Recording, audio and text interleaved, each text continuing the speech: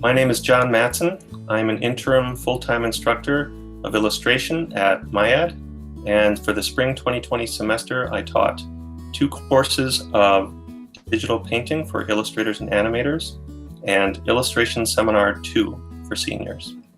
It had to be like a group, a collective effort, and I tried expressing that to them in emails even before our semester kind of officially got its restart, that there's mutual investment on both our side as the instructors and certainly their side as well, that more than any other time, welcome to your trial run of exactly what it's like to be a professional designer, somebody in the freelance world. I think after that first week, that's when I started asking more and more of them and saying, okay, now it's really time to buckle down and we're going to go after some things here.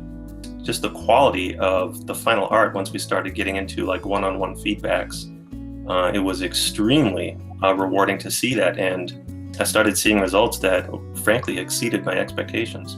They got it, they knew it, they knew how to respond and embrace the challenge, and wow, that is rewarding.